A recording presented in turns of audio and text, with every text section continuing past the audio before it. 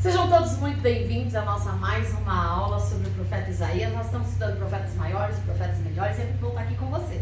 Estou muito feliz e eu peço a você que quando você entrar no nosso YouTube, nosso canal do YouTube, eu não sou chique assim não, esse pessoal tá? Quando você entrar no nosso canal, gente, eu sei que vocês estão assistindo, eu tenho visto comentários, eu tenho recebido algumas mensagens, tá muito legal, continue assim, mas dá seu like, eu sei que você esquece. Por quê? Porque se você der seu like, o YouTube vai entender que o assunto que está sendo tratado aqui é relevante e ele vai passar para mais pessoas.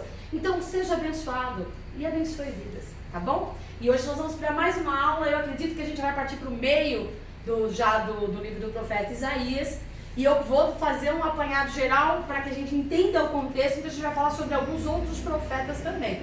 Então, fica ligadinho. E se você quiser e desejar, é só chegar, tá bom? Vamos orar, gente? Aspirante ao diaconato, eu já estou profetizando na vida dele. Aleluia. O nosso obreiro Tiago, pode orar. Senhor Deus, meu Pai, muito obrigado pelo privilégio de mais uma noite estar aqui nessa aula, Pai. Abre o nosso entendimento, Pai, que a pastora Lília seja a boca das Suas palavras, Pai. Que a Sua palavra venha nos dar profundidade, Pai, que a gente possa entender as raízes da Sua palavra, Pai. Mais uma noite estamos aqui na Sua presença, Pai. Em nome de Jesus. Amém. Amém. Bora lá.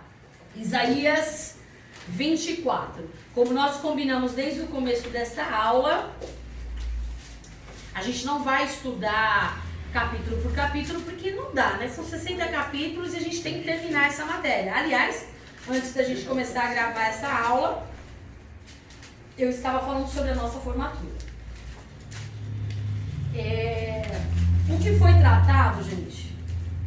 Muitas coisas aconteceram no caminho. Muitas coisas aconteceram no caminho. E isso atrasou a nossa grade curricular.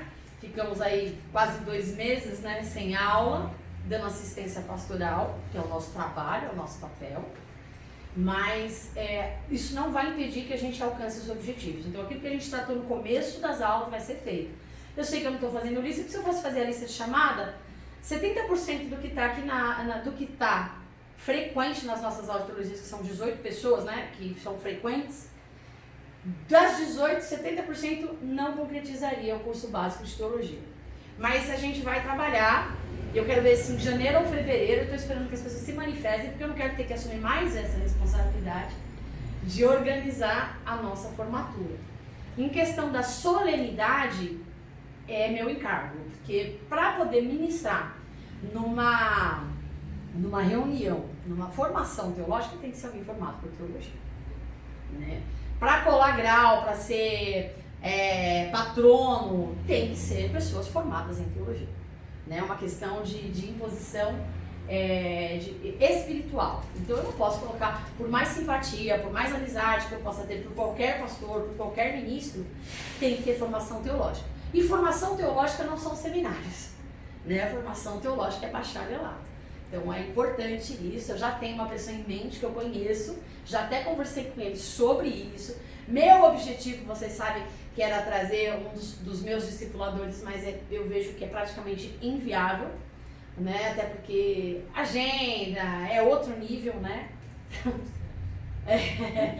É outro nível. Não, meu desejo seria trazer, na verdade, o Paulo Borges Júnior.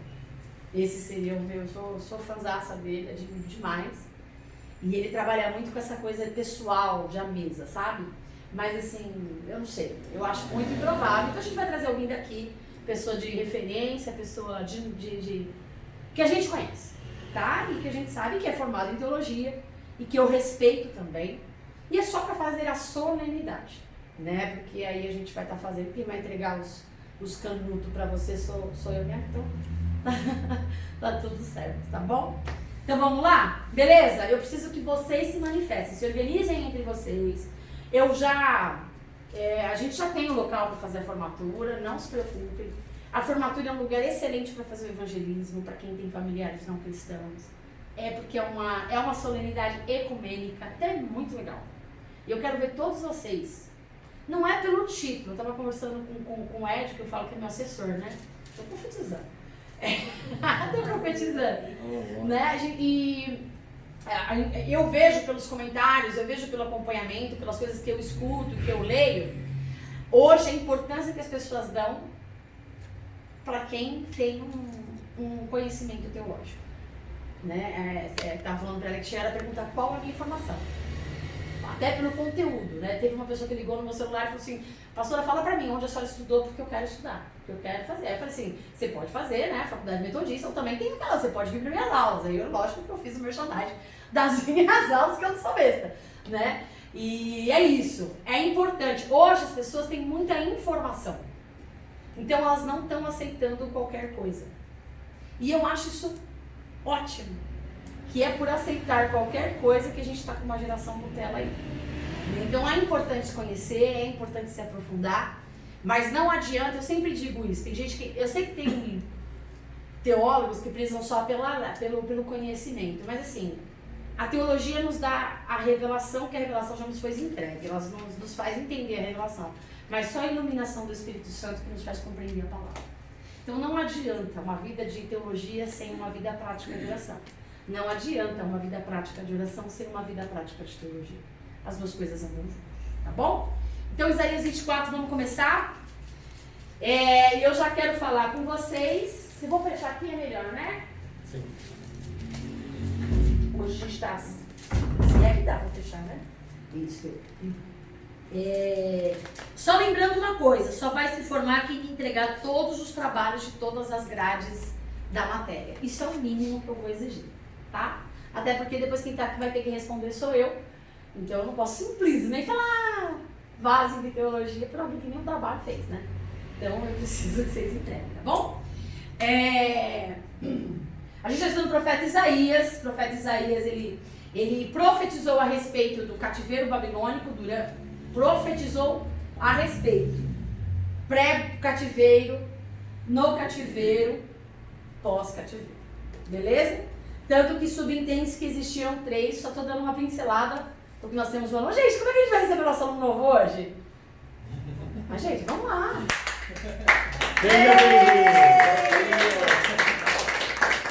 Eu não vou citar o nome dele, porque ele não assinou aquele papel de liberação de imagem de pessoa, e a gente é sério.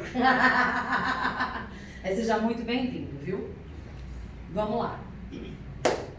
Como que os cativos foram levados para a Babilônia? É importante a gente entender isso, porque agora a gente vai entrar numa parte do livro do profeta Isaías, em que ele traz juízo a todas as nações.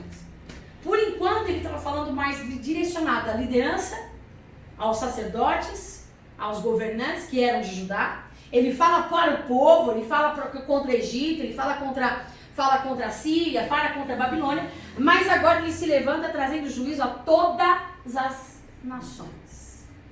Então agora a gente entra num outro ambiente. Não é mais diretivo, não é para pessoas específicas, é para todos. Então agora ele vem pegando assim, vai trazendo juízo, vem falando a respeito do juízo de Deus para a galera geral. Então agora não é mais só Judá, agora não é só mais Babilônia, agora não é só mais Assíria. E enquanto ele profetiza, outros profetas também profetizam. Na verdade, ele profetizou a respeito de um período, certo? Mas tem pessoas que profetizaram no cativeiro. Você sabe me dizer quem são os profetas que profetizaram no cativeiro? Jeremias. 2. Ezequiel. Quem mais? Daniel. Só que Daniel, embora ele é considerado na teologia como um profeta, todas as profecias de Daniel são mais visionárias, são sonhos, são ilustrações apocalípticas. Então o livro de Daniel, embora seja um livro profético, ele entra na categoria de livro profético, mas ele é uma profecia apocalíptica, porque ele aponta mais para o fim. Ezequiel, sabe aquele famoso contexto literário no vale que... Gente, não aconteceu aquilo. Eu já ouvi pregadores falando o absurdo de que Deus leva ele num vale cheio de ossos sequíssimos. Em visão. Tá? Foi em visão. Ele não foi. Deus não pegou ele, levou ele num vale. Não tinha um monte de ossos, não tinha um monte de gente morta. Que isso fique claro. Ele teve uma visão, aí é como se fosse até vocês, como é que é? Fugiu, tava com a palavra na mente e fugiu. Não foi um arrebatamento. Qual que é a outra? Foi um... Transporte? Não é... isso. Não é... É que na Marvel a gente usa a linguagem teletransporte. Na teologia, transladação. Isso. Ele foi transladado. O que é transladado? Deus dá uma visão para ele. Sabe aquela visão é como se o corpo sai do corpo em espírito? Ele se vê, ele vê tudo. E o espírito foi isso que aconteceu com o profeta Ezequiel. É levado a um vale em visão. Não tinha ninguém morto ali. Não tinha ossos sequíssimos de fato. O que Ezequiel estava referenciando ali? O que Deus estava falando para Ezequiel? Deus estava falando para Ezequiel, tá vendo isso aí? Mas no âmbito espiritual. É o povo que está preso e cativo na Babilônia. O que Ezequiel vê, o que ele tem em visão dos vales de ossos sequíssimos, representa a vida espiritual de Israel, que não existe mais Israel. Eu falei Israel, mas erro coloquial de linguagem, porque Israel já acabou. Israel deixou de existir no ano de 722. Acabou. No ano 568, depois até 538, 537, mais precisamente, vem a invasão da Babilônia, em Judá. Mas Israel já não existia mais. Só Judá. Mas Judá já estava pobre, que foi onde nós terminamos na aula anterior. Para quem perdeu, depois assiste no YouTube, para ficar situado. E ele estava pobre, enfraquecida e espiritualmente rasa. E aí vem Judá, vem Babilônia, que na época era um dos grandes impérios que tinha. E ele faz uma retirada, ele escraviza Judá. A gente tem que tirar, a gente tem que aprender isso. Escraviza Judá em 3 fases, que a gente eu preciso falar, porque a gente precisa entender como a Síria, que a Síria também depois foi destruída. A Síria foi quem invadiu e acabou com Israel. Como a Síria trabalhava? A Síria vinha, sitiava, dominava, infiltrava sua cultura, fazia casar, fazia assimilação e dispersava o povo. Esse era o trabalho da Síria. Esse era o método de trabalho da Síria. Como que a Síria conquistava outros povos? Ela invadia, sitiava, ela misturava, fazia miscigenação e dispersava. Porque aí o povo ia perder sua terra, o povo ia perder a sua cultura e a sua identidade. Qual é uma das formas do diabo? Não mudou. Do diabo tirar a gente do propósito do centro da vontade de Deus. Primeiro ele sitia, primeiro ele nos cerca, a gente nem percebe. Aí ele vem e invade. Como ele invade? Matando, sequestrando, só se for necessário. Mas não, ele vem na sutileza. Ele mistura, traz muita influência. E aí você se acha bom, você acha, isso mesmo, isso faz mal, não, tá tudo certo, tudo bem, Deus entende, Deus não entende nada. Deus sabe de tudo. A gente tem que mudar essa chavinha na nossa mente. Deus não entende nada. Entender. Uma pessoa que entende é que não sabe. Eu não sei, mas eu te entendo. Não é? Não, Deus não entende porcaria nenhuma. Ele sabe todas as coisas, inclusive o que você não sabe. Ele sabe. Até o que você não quer saber, ele sabe. Até a motivação que você mascara, ele conhece. E ponto final. Então não tem desculpa para Deus. E é isso uma das estratégias do inimigo. Como Babilônia age? Babilônia é feroz. Nessas 3 invasões que Babilônia fez, a primeira, e essa é uma das diferenças da Babilônia, eu vou falar, foram 3 grandes impérios. A Síria detonou, acabou Israel, mas também depois foi acabar. Babilônia destruiu Judá. Judá, quando foi levado cativo para Babilônia, o povo judeu, com a nacionalidade dos judeus, deixou de existir ali. 538 a.C. Só voltou a ser reconhecido como Estado de Israel em 1947 foi pronunciado, em 1948 foi promulgado. Por que que é importante saber disso? Agora eu vou entrar só um pedacinho do Apocalipse, só para dar um... Porque a Bíblia diz, isso a gente vai estudar em escatologia, que quando Israel voltar a ser nação reconhecida, seria a última geração que precederia a volta do Messias. Biblicamente, a última geração, segundo a Bíblia, é de 80 a 120 anos. Lembra de Noé, onde muitos pregadores, por não conhecerem a usar hermenêutica, usam de forma errada, falam que aqueles 120 anos foi o tempo que Noé usou para construir a arca. E não foi. Quando Deus fala de 120 anos, ele estava contando a geração. Ele falou que até aqui, homens viviam 300, 800, 600, 900 anos. Por causa da maldade, eu vou acabar com essa raça. E eu vou botar limite na geração.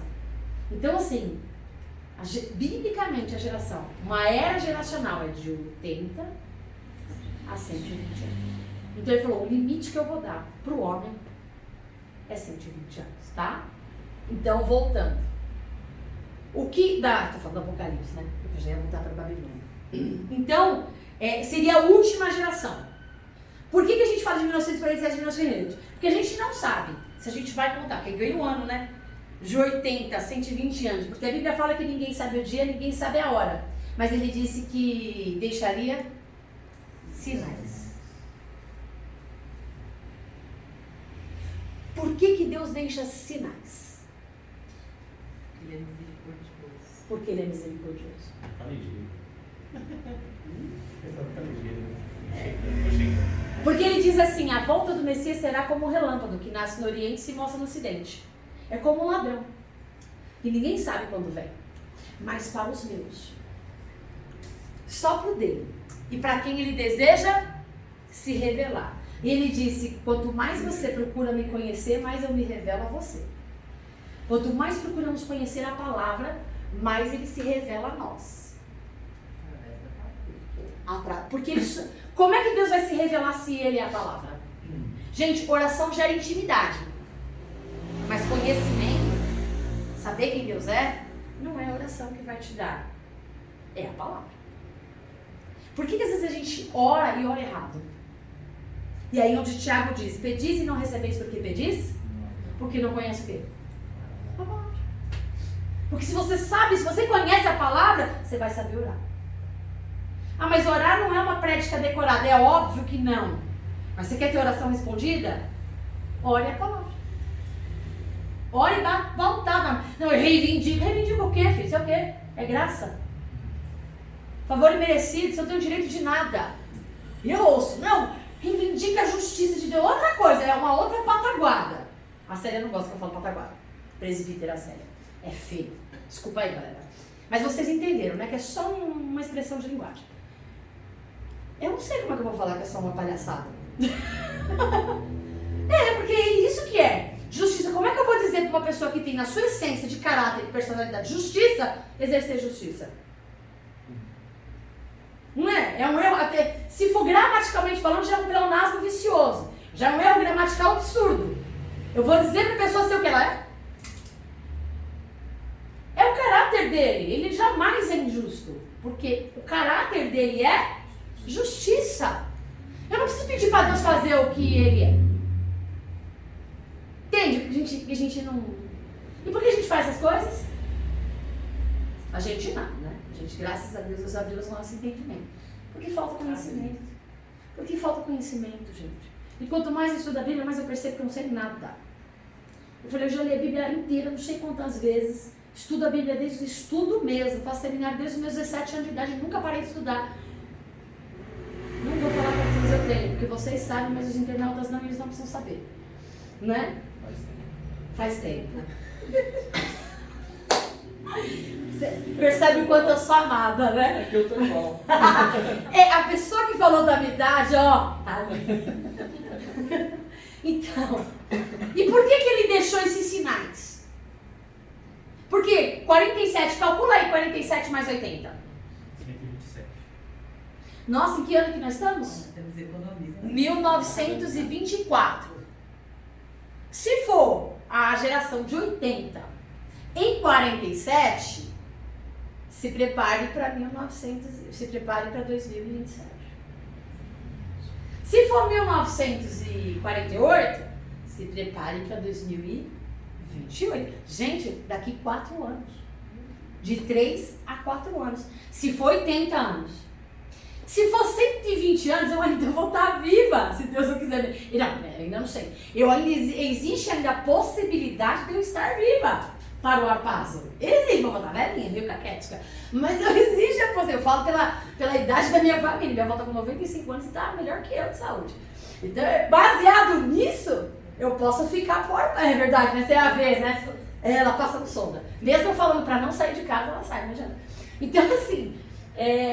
faz a conta, 120. 120 mais 48 dá 168. Pegou? 2027 a 2068.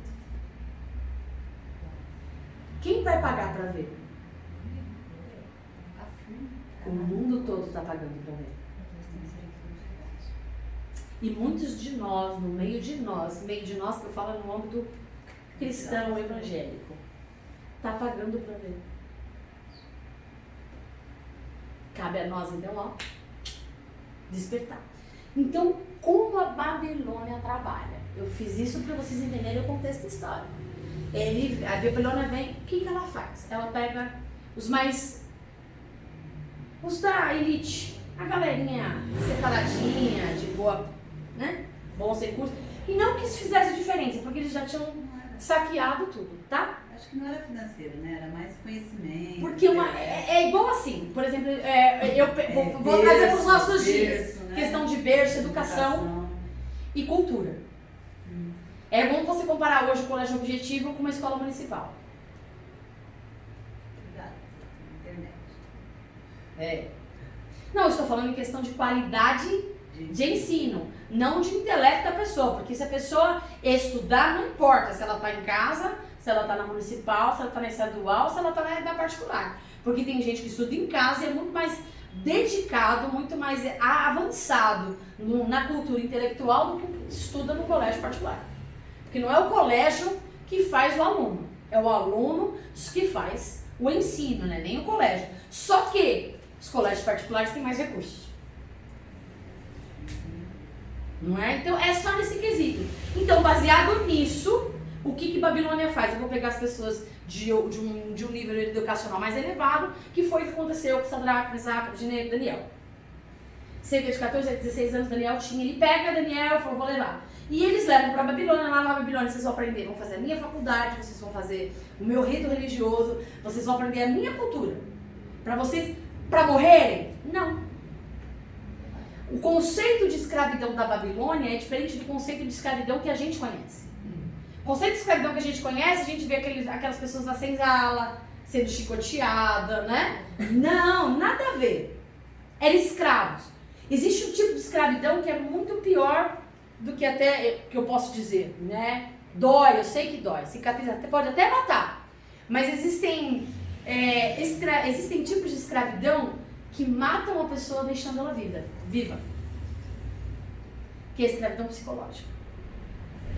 Então, Babilônia, ela falou, eu vou infiltrar a minha cultura, eu vou infiltrar e vocês vão trabalhar a vida toda para mim. É uma escravidão.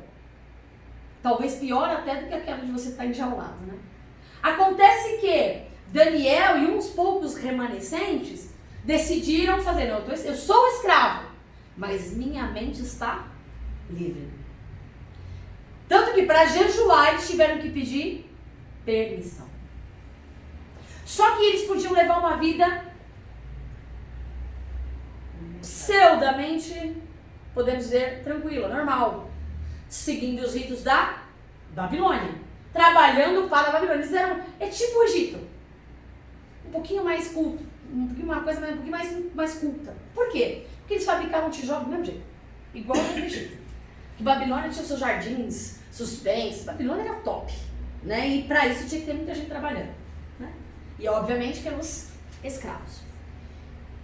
A segunda forma deles, de Babilônia destruir, foi quando ele vai, ele derruba toda Jerusalém, ele acaba com Jerusalém, destrói o templo de Jerusalém, saqueia o templo, que é onde a arca também é levada, saqueia tudo, destrói tudo, queima tudo, bota fogo em tudo. Só que tem um povo babilônio interessante, que ele não leva com ele. Fica um povo Israel. São os pobres, não são? São os pobres de Maré descido. Aham. São os miseráveis. Os miseráveis. Eles não foram levados para a Babilônia. Eles ficaram em Judá. Nem na primeira Nem na segunda. Como escravos. Então, além de serem miseráveis e pobres, esses caras só vão dar prejuízo lá na Babilônia. Então, vocês vão ficar ali e vão cuidar das vinhas que sobraram e restaram ali. Se viver, viveu, se morrer. E o que você conquistar não é dele. É da Babilônia. Percebe? Aí vem um outro grande império. Que esse império que vem só com a Babilônia, arrebenta com a Babilônia. Que tem uma metodologia de trabalho mais pacífica. Que se eu fosse trazer para o tempo de hoje, vamos comparar a Babilônia, né? A gente falou da Síria, não falando da Babilônia. Não é muito diferente da forma do diabo agir também hoje, não. Como é que a Babilônia faz? Primeira coisa que ele faz. Como é que o diabo age? Vamos usar os TG de Babilônia? Eu vou pegar os líderes, vou pegar os cabeças, eu vou pegar as pessoas que estão em cima, vou infiltrar a minha cultura, vou influenciar, vou mascarar, vou lidar com o engano, porque eles vão ser muito mais úteis para mim, aonde eles estão, vivendo a vidinha deles, só que uma mentalidade totalmente... Achando que são livres, uma mentalidade totalmente escrava. Agora, aqueles que não me dão lucro, aqueles que não têm poder de influência, que se lasque, fique aí. Aqueles que já são escravos de qualquer jeito, ou meu, ou da própria Da cidade, própria, né? já é Os exatamente. doentes eram rejeitados na cidade. Aí, né? continua. Pra quê? Eu quero. Doente só vai dar trabalho pro Estado. Percebe?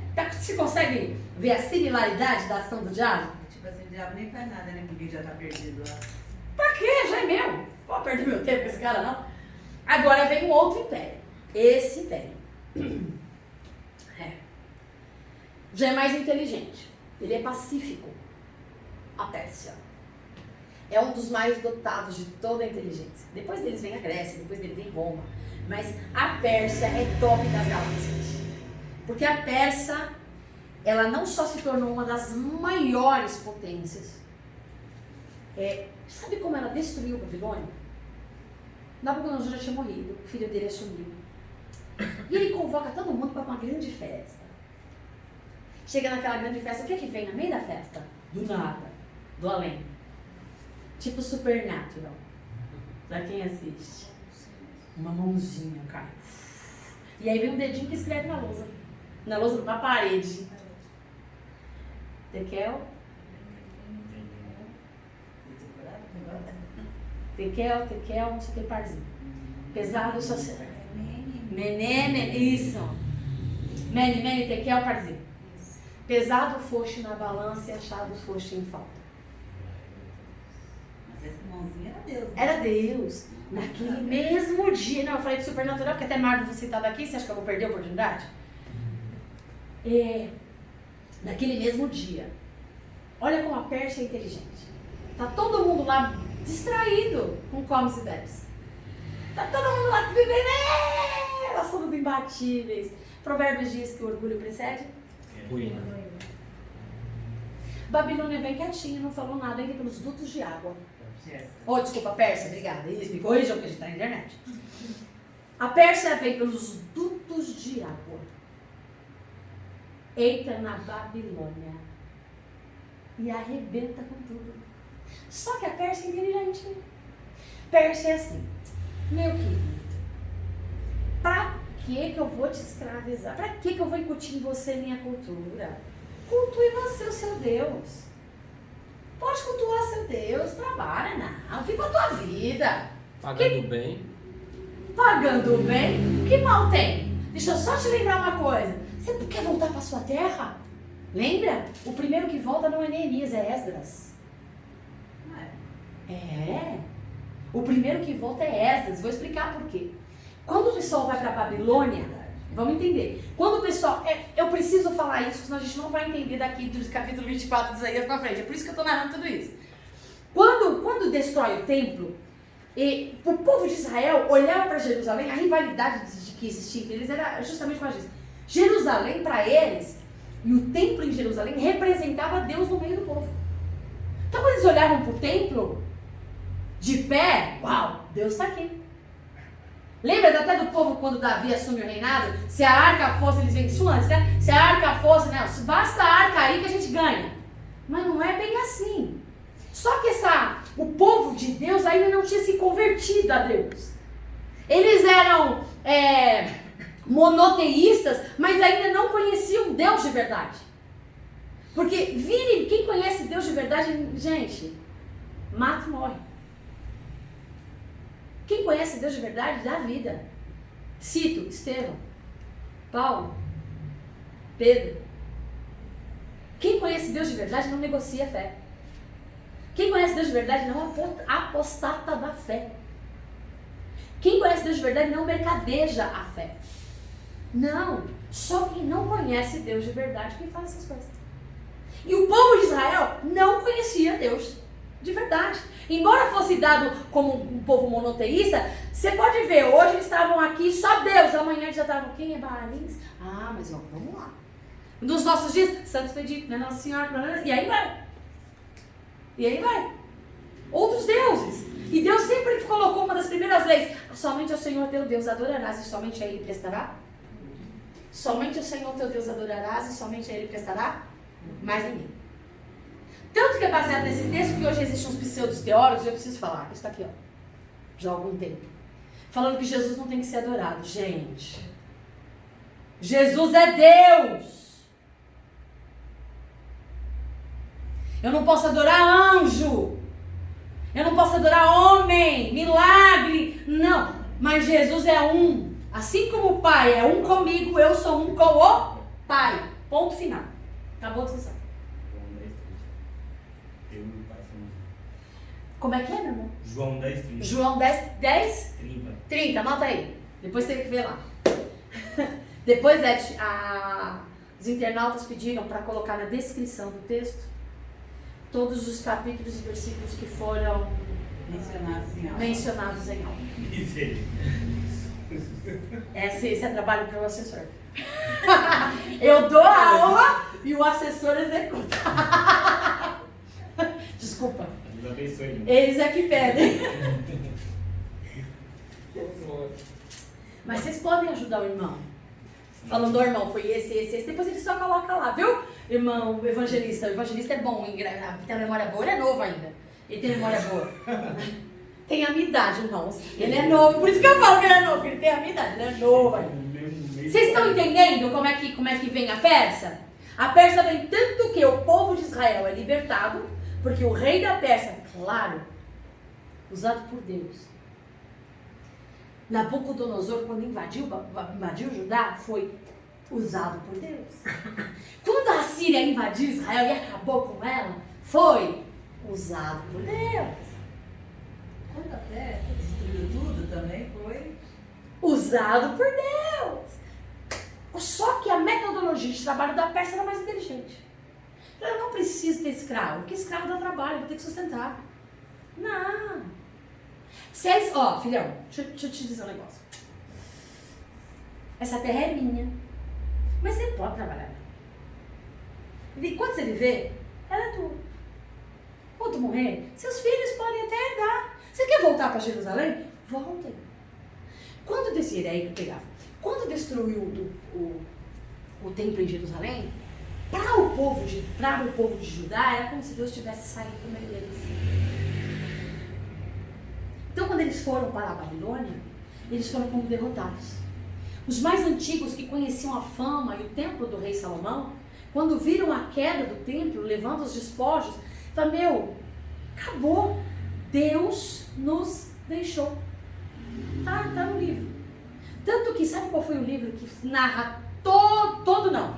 porque não se sabe muita coisa sobre o cativeiro babilônico. Mas o livro que fala sobre o cativeiro babilônico, todo livro fala do cativeiro babilônico. Fica aí a dica. Quem sabe quem é? Lamentações. Todo o livro de Lamentações é a narrativa do cativeiro babilônico. Quer ver mais uma dica para vocês? Isso aí é só conteúdo para vocês que vai ministrar, os profetas. Daniel, quando o rei da Pérsia vem destrói a Babilônia e fala pro povo de Deus, vocês querem voltar? Volta. Nem todo mundo quis voltar. Tava bom, né? Por que já tinha se estabilizado? Porque o rei persa assim, você tem sua casa, você tem seu trabalho, só que você vai pagar imposto. Você tem que entender que você é escravo. Todos nós somos. Você entendeu? Você tá entendendo? Não mudou, não. Não mudou. Você é livre, mas é livre. Não paga suas contas. Não paga, você vai ficar sem água, vai ficar sem comer, você vai ficar sem beber. Não paga imposto pra você ver se seu nome não é sujo e um monte de coisa aí. Perde, paga IPT, não paga IPTU, o governo toma tua casa, exatamente. Não paga IPVA pra você ver se eles não tomam teu carro. Tomam teu carro. Então, assim, é mais ou menos isso, só que é claro que lá era mais interativo. Tanto que, quando o povo tá destruído, detonado, ninguém tá escravo, todo mundo vai trabalhar com o quê? Viver pra quê? Ó, vida, os mais antigos vinham chorando. Aí, no cativeiro babilônico, Deus levanta o profeta Jeremias pra falar: ei, Deus nos deixou, mas nunca nos abandonou. Você consegue entender a diferença? Deus nos deixou.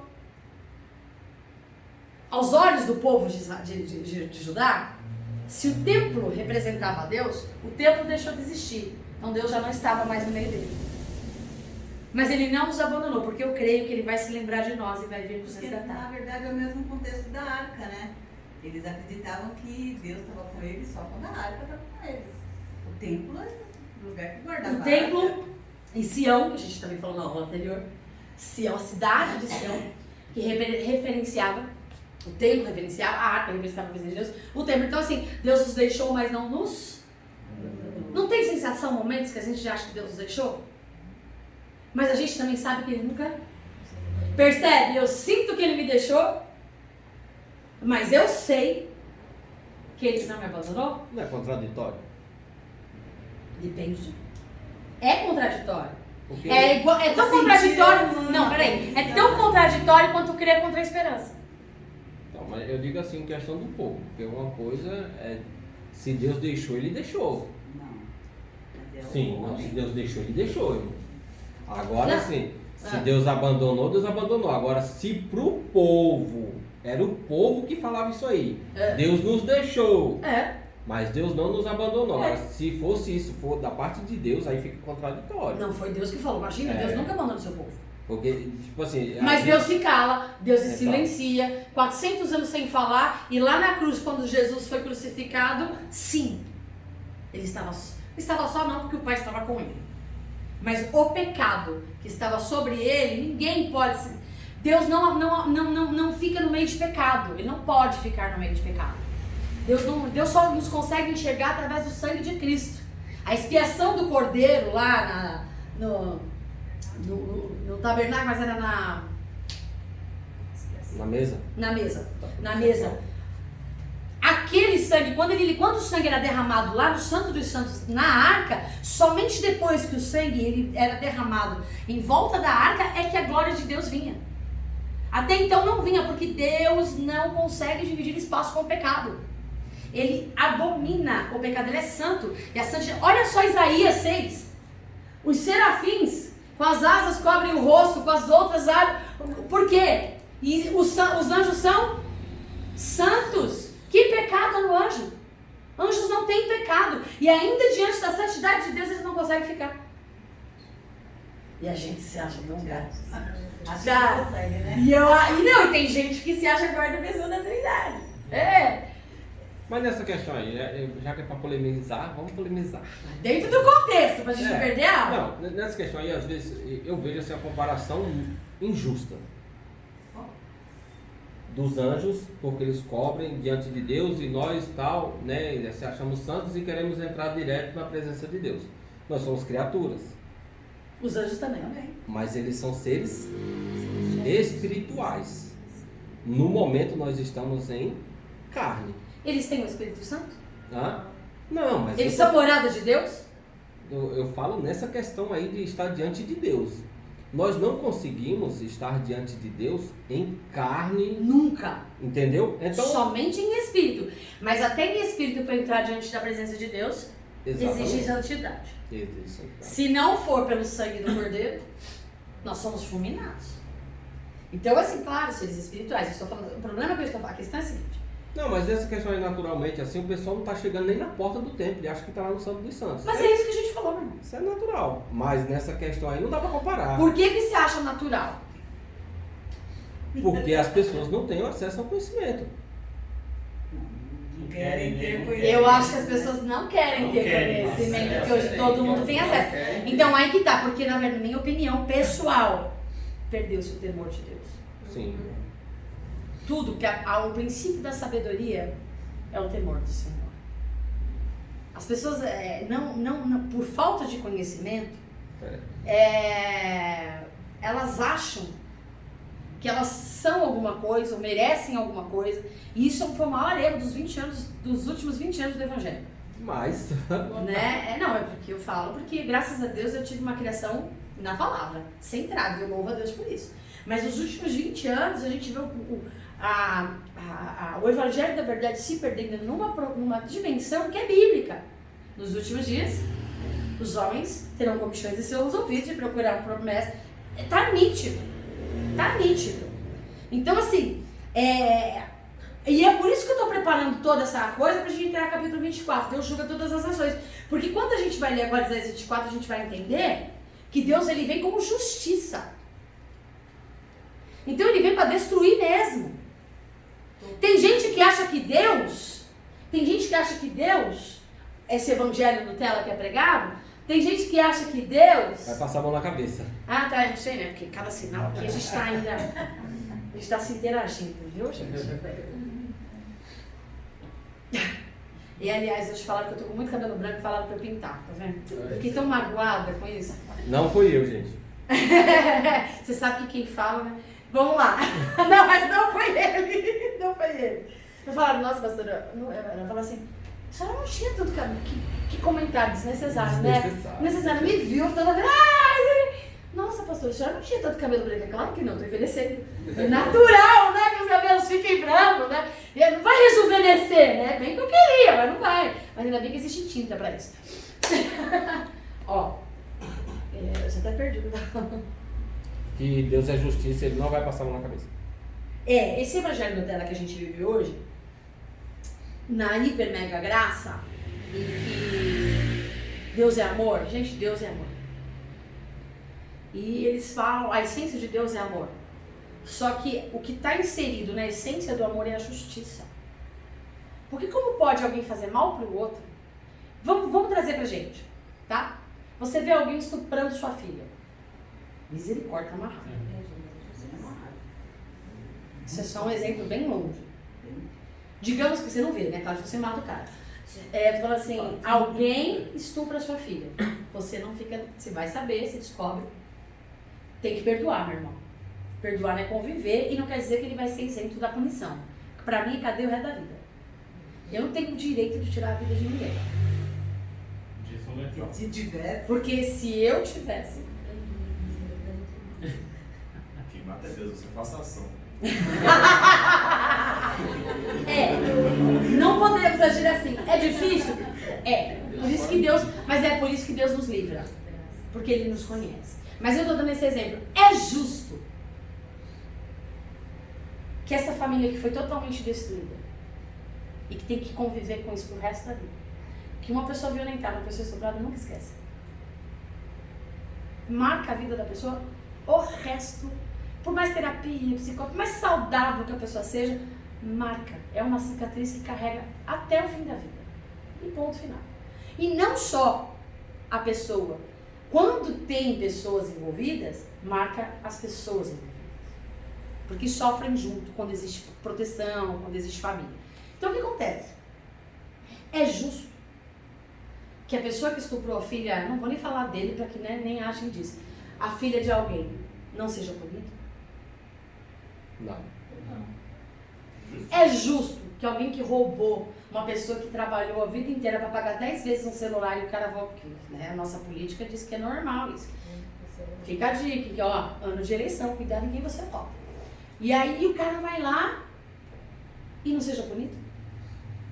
É justo que você faz de tudo para ter uma vida correta, entre que vem alguém e fala um monte de bobagem, te calunia, te difama, te descredibiliza? É justo.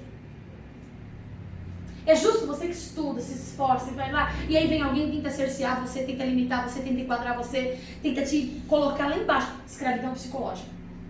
Tenta te diminuir, tenta colocar você lá e fazer com que a pior coisa é fazer com que os outros pensem como você a respeito do outro.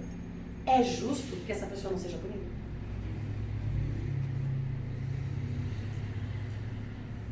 Diz pra mim. Okay. Nós que somos injustos, isso não é vingança. Vocês acham que Deus ama menos a filha daquele pai que foi estuprado? E ama mais o estuprador? Deus ama mais o ofensor do que o ofendido? Deus ama mais o bandido do que a vítima que foi roubada? Ama por igual, né? Só que faz a justiça dele. Ama igual. E por amar, exatamente. Por amar igual. É por amar igual. Por amar igual, Deus é justiça. E quando implica injustiça, significa meu povo se desviou do meu caminho. Adorou outros deuses, mesmo sabendo que não era para adorar. Fez o que não era para fazer. Tratou, qual era o contexto histórico? Injustiça social. Qual era o contexto histórico? Idolatria a outros deuses. Qual era com os pobres ficando mais pobres, os ricos ficando mais ricos? Violência, irmãos vendendo irmãos? Você acha que ia ficar por isso mesmo? Para quem vem primeiro a justiça?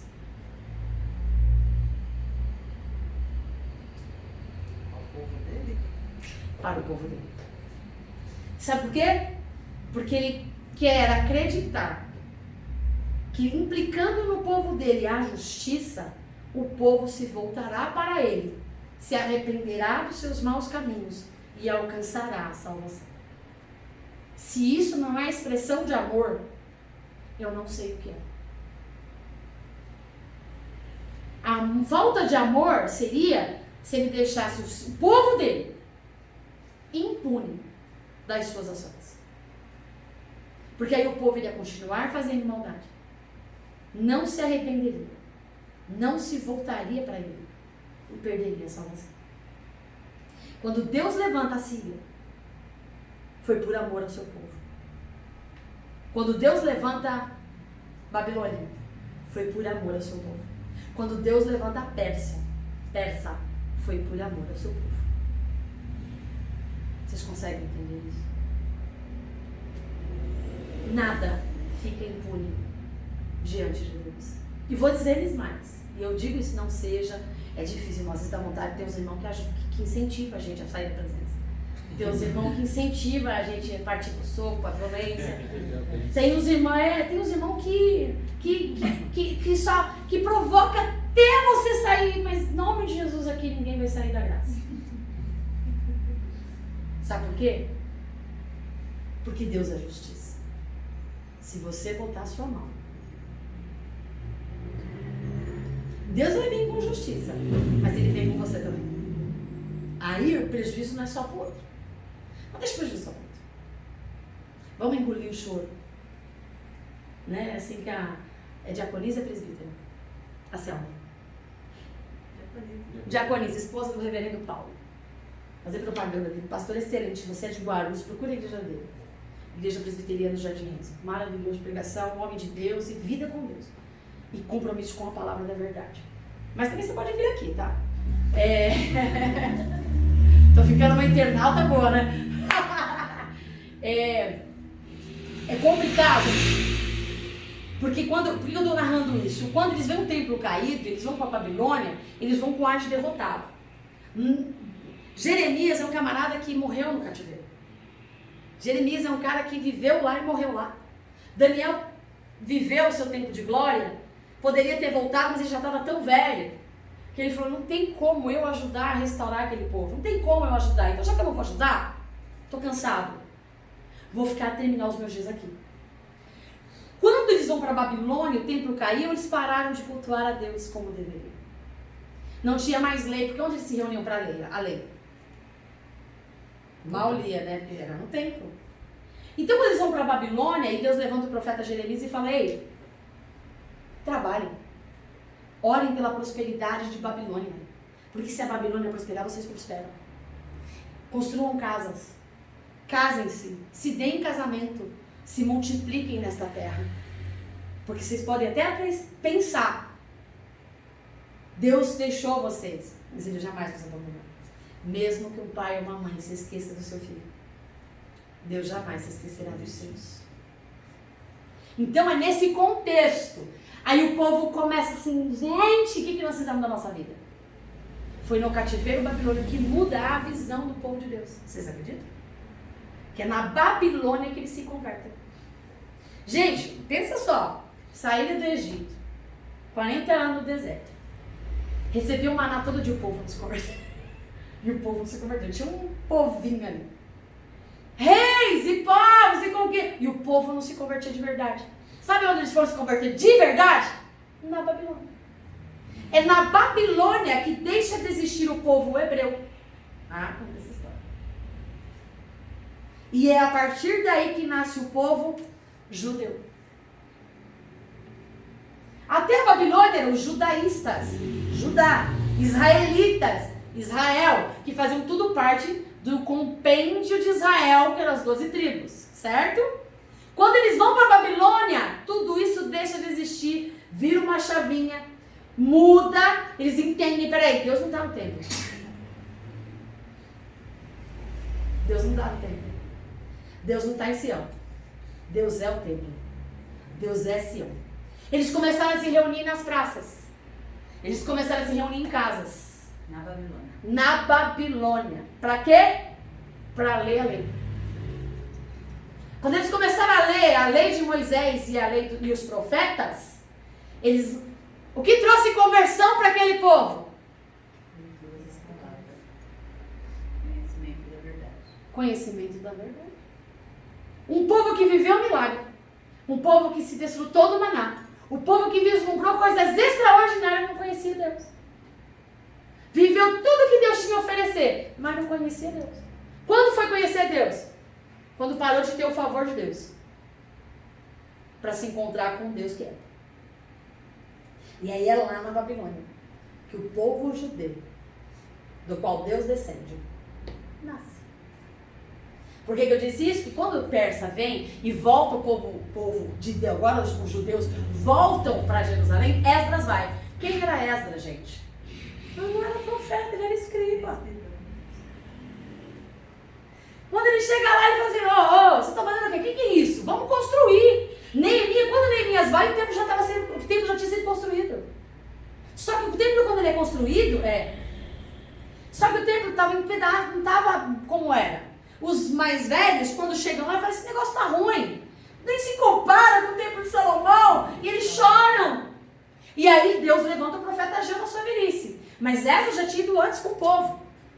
Quando Esdras vai antes com o povo, qual era a reunião? Foi onde nasceu a...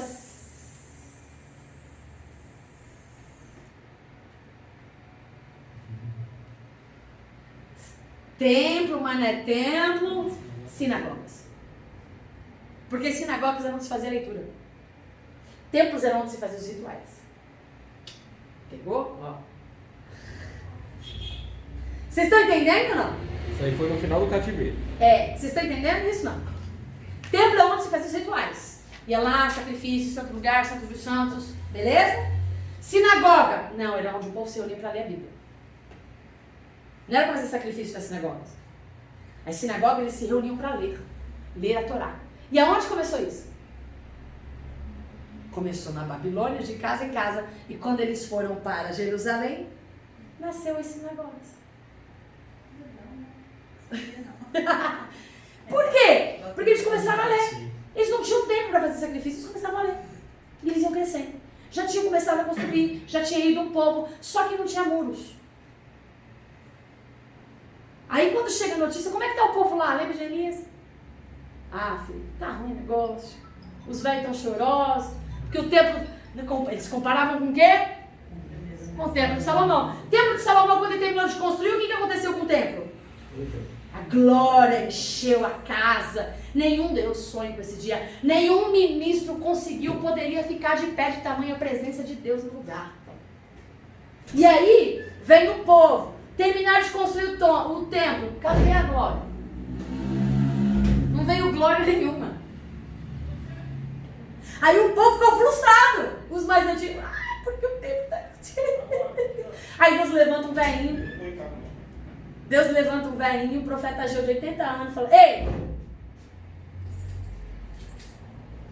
Tá tudo bem? A glória da segunda casa será maior do que? Mas a glória nunca veio. A glória do segundo templo nunca veio. Está chegando já. Já chegou. Porque quando ele estava profetizando, ele falou assim: ei, Deus não habita. Claro que vem se falando depois.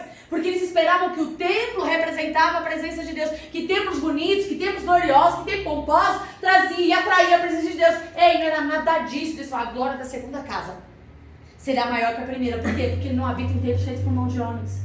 A glória é Jesus. Então hoje eu sou o templo porque ele mora em mim. Mas quem era o templo daquele povo naquela época? Jesus. Por que Jesus era o templo? Quando Jesus ele fala assim, em 3 dias, eu derrubo o templo. Mas Em 3 dias está de pé de novo. Que templo? Quem é o templo? Ele mesmo está falando dele, gente. E olha só, a gente está em Lamentações de Jeremias, Isaías e Jesus.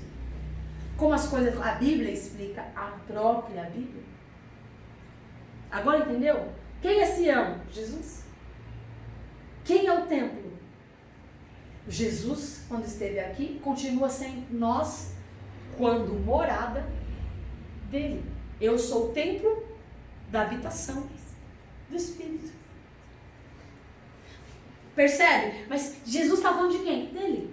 Aí quando a gente chega em Isaías, vamos lá. Agora a gente consegue. Isso está claro, gente. Isso tem que estar muito claro na mente de vocês, senão não vai rolar.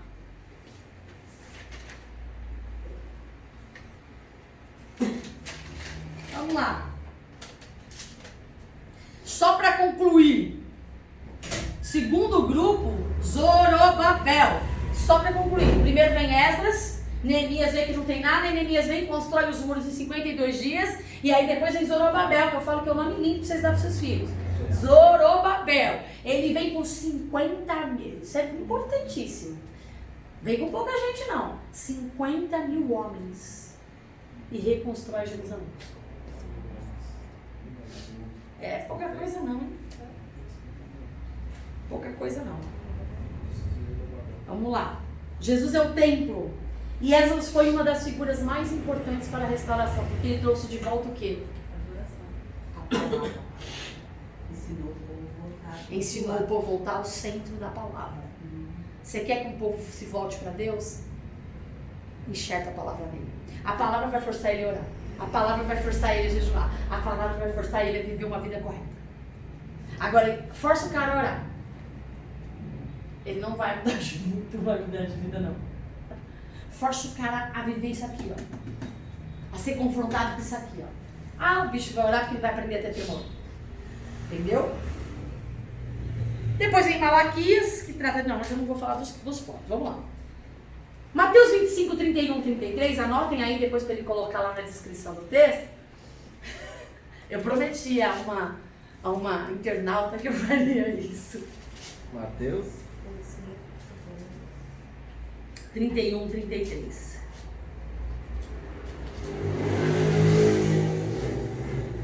Lê pra gente. E também Isaías 24, versículos 5 e 6. Então vamos ler primeiro Mateus 25, 31, 36. E depois a gente lê Isaías 24. Ou então Isaías que já está aberto, né? Isaías 24, 5 e 6 e depois lê Mateus 25, 31 e 33.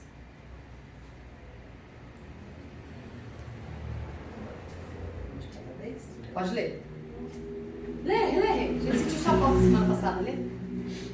A terra está contaminada pelos seus habitantes, porque desobedeceram as leis, violaram os decretos e quebraram a aliança eterna.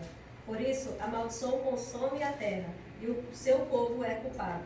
Por isso, os habitantes da terra são consumidos pelo fogo, ao ponto de sobrarem pouquíssimos. Agora vai lá para Mateus.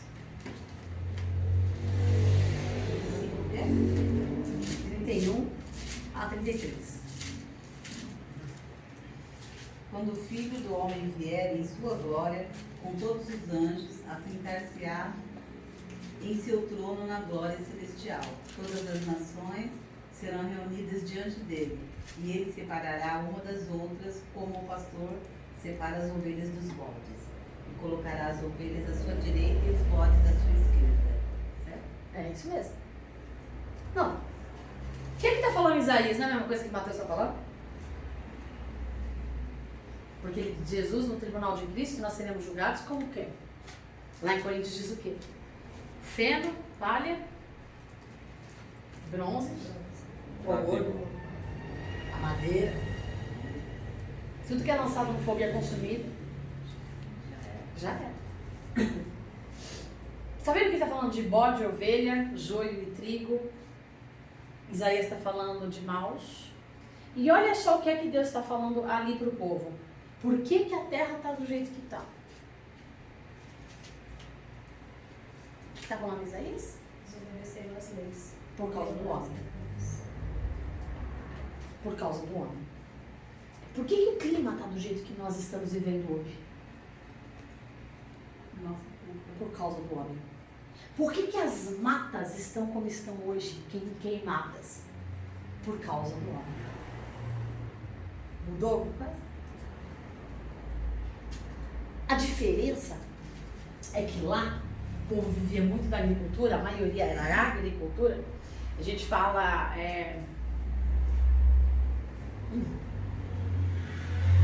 Eles comiam o que plantavam, viviam daquilo que Deus dava, viviam dos animais que eram reproduzidos, mas eles não tinham a tecnologia que a gente tem hoje, nem o conhecimento que a gente tem hoje. Então tudo que eles viviam era do fruto da terra. De fato era isso. Se a terra dava, se viesse chuva, depois é que Deus foi dando inteligência. Eles já tinham inteligência, mas depois é que Deus foi despertando neles, eles foram desenvolvendo as coisas para poder... Só que eles se desenvolveram tanto, chegou nesse nível. tanto, é igual a primeira torre de Babel. Da onde vem Babilônia? Como subir da Deus. Vamos ser os caras vêm. Tá bom. O que acontece? Quando eles, o homem achou que era dependente, que ele não precisava de Deus, achou que podia determinar a chuva, quando vai chover, quando não vai chover. A gente hoje estuda, né? Deus nos dá essa possibilidade, são sinais, nem sempre acertam, mas Deus nos dá a possibilidade de saber quando vai esfriar, quando vai esquentar, quando vai chover, quando vai chover. Deus nos dá. Eles olhavam para o céu e sabiam, vai chover, não vai chover, mas eles dependiam de quem? Hoje, se ficar, a gente vive um período de seca, aí a gente passa sede? Ainda, boa colocação, ainda não, porque a Bíblia diz que nós teremos até dinheiro para comprar,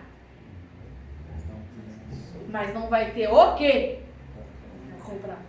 Por causa de quem? A gente fala, ai Deus é ruim. Ou então o outro contraponto, né? Porque o povo de Deus não, os crentes é extremista, né? Os crentes são extremistas. É Deus do filho provado, será? É o diabo me tentando, será? Examine-se, pois, o homem é assim mesmo. Será que as suas ações não estão provocando a semeadura que você está fazendo? A semeadura que você fez não está resultando na sua colheita? Tem coisa, irmão, que você não semeou mesmo, não.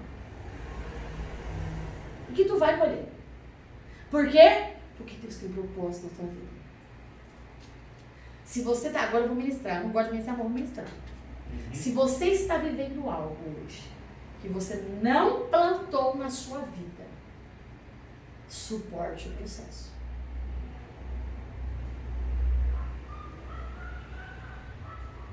Amém.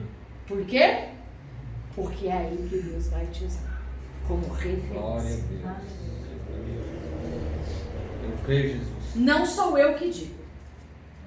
É a Bíblia. Deus provou. Paulo foi perseguidor de Cristo. Por ignorância, não ignorância de culto, porque ele foi um dos homens na Bíblia mais cultos que tinha. Por não conhecer a Deus. Mas ele sempre falou que tudo que fez, Ele e pagou. tudo que deixou de fazer, não, foi em nome de Jesus. Porque antes ele fazia porque ele achava que era certo fazer aquilo. Então, era em nome da religião. É. Ele fazia em nome da religião. Quando ele conheceu Jesus, ele falou, não. Mas, mesmo ele sendo convertido e tudo mais, ele ficou impune das coisas que ele fez. Jesus, quando chamou, ele já alertou. Você vai Você sofrer. vai entender o que é sofrer pelo meu nome. Tipo assim, tu fez bastante gente sofrer, agora... É bem assim, eu amo você, eu entendi, tô contigo e não abro. Mas o que tu fez, tu vai pagar. Porque eu sou justo. Ninguém fica impune, irmãos. E essa ideia de que a gente vai passar, não, imagina, tá tudo certo, né? Você vai passar. Não, não passa. Não passa. Se eu se eu não pagar aqui, eu vou pagar de outra forma. Não, eu pago aqui, nessa vida. Mas se eu não pagar do mesmo jeito, eu pago de outra forma. Mas eu pago. Por quê? Porque Deus é justo. Tudo quanto o homem semear, Colherá. pense muito bem naquilo que você planta. É muito sério. E aí o que acontece? Isaías então agora começa a falar assim, todas as nações agora vão ser julgadas. Agora não é mais só Judá, não é só mais a Síria que acabou, não é só a Babilônia que veio, a Pérsia entrou, agora o negócio vai ferver. Por quê? Porque o clamor do povo subiu até o trono de Deus. Sabe quando Deus vem com justiça? Eu sempre falo, Deus, eu não queria ser forte. Mas Ele me fez forte por alguma razão. Que foi Ele que me criou. E aí eu creio piamente no que a Bíblia diz. Que igual Jó. Por que Jó passou o que passou? O que Jó semeou? A Bíblia diz que ele é um homem íntegro, justo e temente a Deus. O que é que ele semeou? Para perder os 10 filhos. Se ele sacrificava e cultuava a Deus, olha, não sei nem se meus filhos pecaram, mas estou sacrificando. Tudo bem que ele era um religioso e conhecia o Deus da religião, ok. Tanto que no Jó 42 ele diz, antes eu te conhecia de ouvir falar. Agora de caminhar contigo. Por quê? Porque eu tenho experiências com o Senhor. Mas o que Jó semeou para colher o que ele colheu? Nada. Os amigos dele vêm e começam a colocar, apontar dedo na cara dele. Por quê? Porque ninguém entendia. Cara, você deve ter feito alguma coisa. Não é possível. Não. Se fosse o Jesus, não, você cuspiu na cruz. Não, sabe o que eu acho? Eu acho que você cortou o cabelo de Sansão. Você estava lá e você salvou a Santa Ceia. Eu acho. Mas o que Jó fez, gente? E em tudo que ele passou, e ele foi dar uma brigadinha, foi dar uma namoradinha lá com Deus. Até a hora que Deus fala assim, você estava onde, meu amigo? Você pensa que... Você estava onde? Quando eu fiz... Vixe, quando Deus falou isso pra mim uma vez, eu me recolhi a minha insignificância. Que a gente se acha muita coisa, né? A gente se acha privilegiado, tipo... Chegou o momento de Jó, ele nunca, cara, questionou Deus. Questionou, ele fez várias indagações. Mas ele nunca assim... Olha quando a mulher dele chega pra ele, que na tradução correta não é amaldiçoe teu Deus de morte. Na verdade, a tradução correta, fica aí a dica. No hebraico, eu gosto de estudar o hebraico, eu gosto da original da Bíblia. No original, a mulher de Jó diz assim, preste o seu último culto e morra. Ela diz, pode ser, entendeu? Não, ela não disse isso. A esposa de Jó disse pra ele, cara, eu não aguento mais te ver sofrer porque eu tô sofrendo junto. Faz o seguinte, presta esse último culto e morre, que eu não aguento mais. Não sei como é que você aguenta. E aí ele olha pra cara dela, aceitaste o bem de Deus e não quer aceitar o mal? Segura a onda. Tanto é que Deus restitui tudo mesmo à mulher, porque a mulher fica de começo ao fim. Aí entra uma lição importante, hein, pra quem é casal. É uma só carne. Deus não salvou os filhos, mas salvou a mulher. Por causa Então, dele. Porque eles são uma só carne. Tem que saber, né? A mulher só foi poupada porque ela era um com ele. Pela Bíblia, vou rasgar. Hoje é ensinamento, vou rasgar. Não existe opinião de homem, marido e esposa resolve em casa. No quarto. Saiu de lá, o marido e a esposa não podem ter duas opiniões. São uma carne. Não tem esse negócio, meu marido acha isso, Não, você não entendeu, não tem casamento, minha filha. Você casou com ele, resolve lá. E sai de lá com uma única decisão. Porque o que o homem falar, a mulher fala. O que a mulher falar, o homem fala. Porque o que o marido toma de decisões, a esposa paga. O que a esposa toma de decisões, o marido paga. Porque são uma só carne. Falei. Então vocês, homens, sejam sacerdotes da casa. Assumam o papel que Deus deu para vocês dentro de casa. Sejam sacerdotes da sua casa. Porque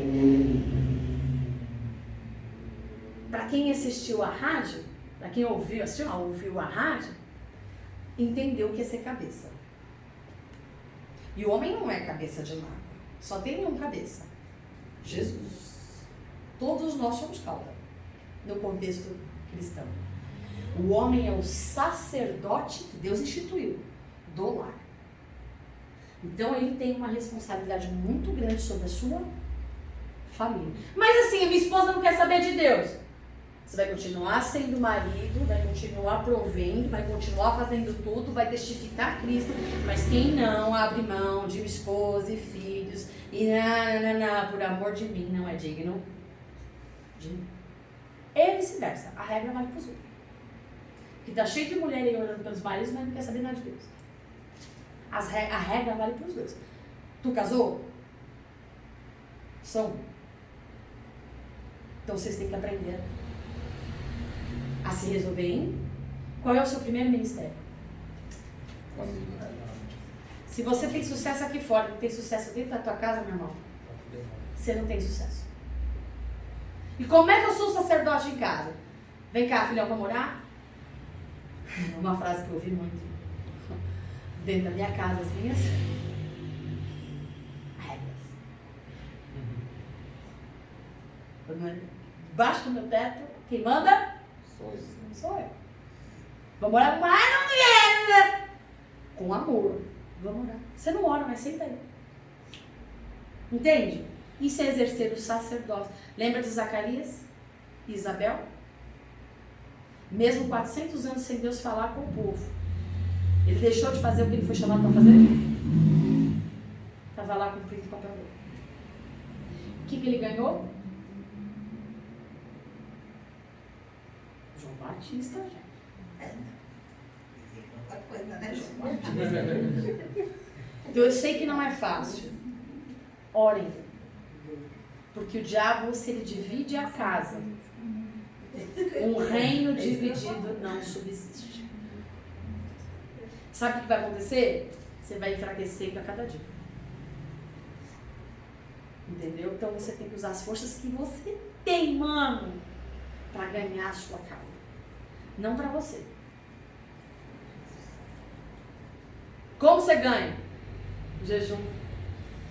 Oração. Testemunho. E testemunho. Aliás, testemunho. Falar mais alto do que jejum. Buscando sabedoria, né? Tem que ter muita sabedoria para dar. Muita sabedoria. Quem quer sabedoria? Peça ao Pai e Ele dá. É fácil? Não é. Não mandei você casar. Casou? Tem fé. É isso aí. Pronto. Agora por ele.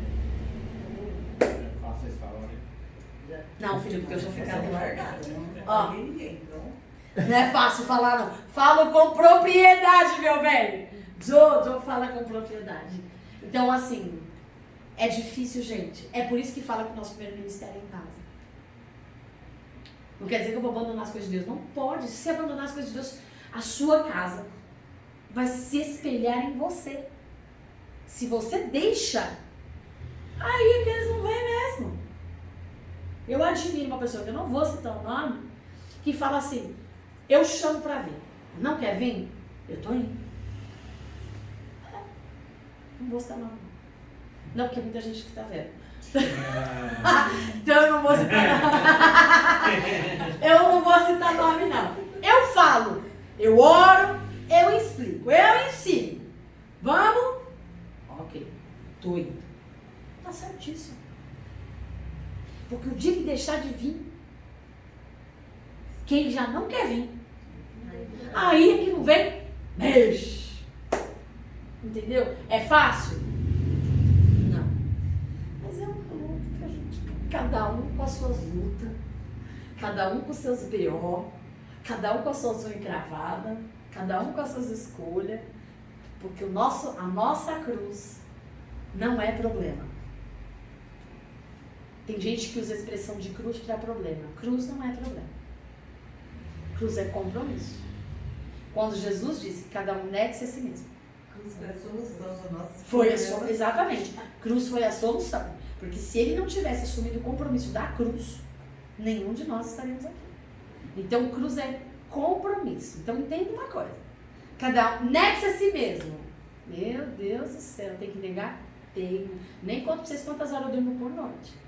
Tá tudo certo. E amo o que eu faço. Não no meu trabalho, tá? Tô falando em relação a ele. Se eu pudesse não trabalhar, não trabalharia. Mas não posso ainda. Mas em relação a...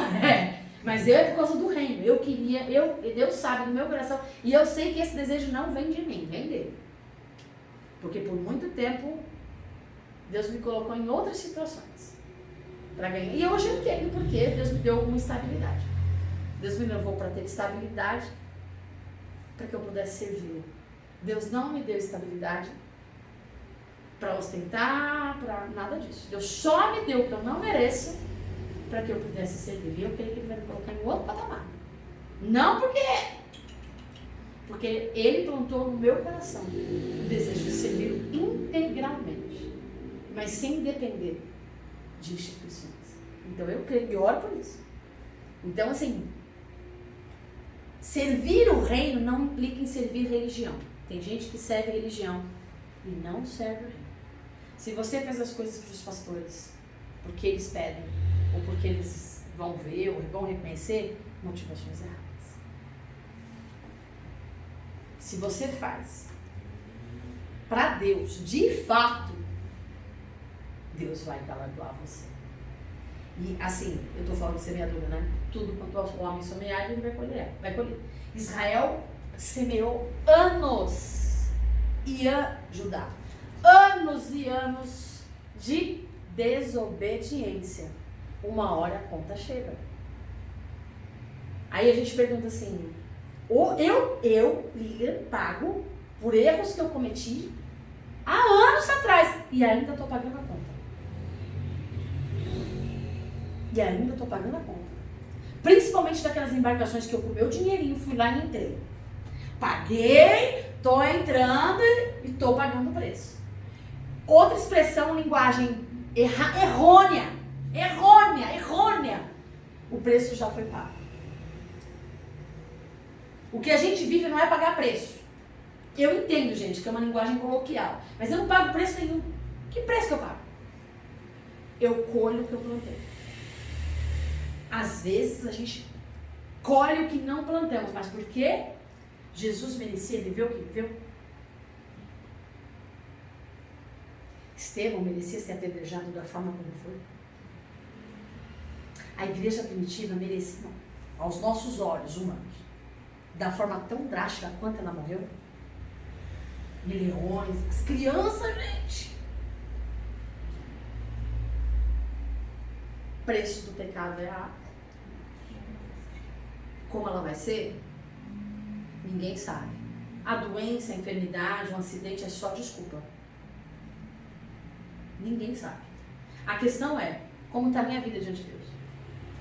Tem dores que a gente passa, não é diabo. Tem dores que a gente passa, tudo está no controle de Deus. São consequências? São. Quando eu me arrependo, eu vou passar, Deus passar comigo. Quando eu não me arrependo, eu passo sozinho. E colho sozinho. E aí o negócio, o caldo entorna mais. Quando eu me arrependo, eu passo, mas Deus passa comigo e Ele vai me dando graça. E quando eu não plantei e estou passando, se você está passando, eu vou repetir. Passando por alguma coisa, gente, você que está nos assistindo. Ou vai nos... É bom que você está nos assistindo. Dependendo da hora que você for ver, você está nos assistindo. É isso. Você pode pensar, eu não plantei isso. Quantas vezes eu disse isso para Deus? Eu não plantei isso. Eu não plantei isso. Estou colhendo. Fica tranquilo. Deus está te levando para outro nível. Você está vivendo o que você não plantou? Eu ouvi isso hoje de manhã. Você está passando por coisas que você não está suportando mais? Deus está te colocando no outro nível. É outro nível que você está indo. Então, a gente vai partir daqui. Eu acredito que na próxima aula a gente encerra Isaías, tá? E aí a gente já vai para um outro profeta. Estou orando a Deus para ver qual profeta a gente vai pegar. Talvez eu pegue os menores em questão, entenda, não é em questão de importância, mas para a gente não se prender tanto tempo nele. Embora eu tô seca para falar de Jeremias aqui, eu tô para falar de Jeremias, porque é um camarada que sofreu do começo ao fim. Tô doida para falar de Jeremias. Ou Ezequiel, sabe? Não sei. Vamos lá. Tô orando. Orem aí. Vocês têm alguma sugestão? Ainda bem que você já deu uma pinceladinha, né, de Jeremias, já vai aliviar um pouco a obra. Ezequiel também. Ezequiel? Qual que vocês preferem? Ezequiel ou Jeremias?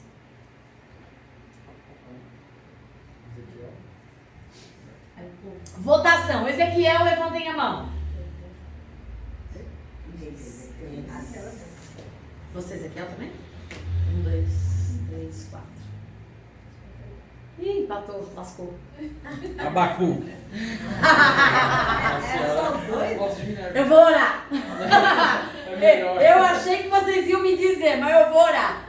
Gente, eu sei que hoje foi muito mais histórico, mas é porque leiam em casa.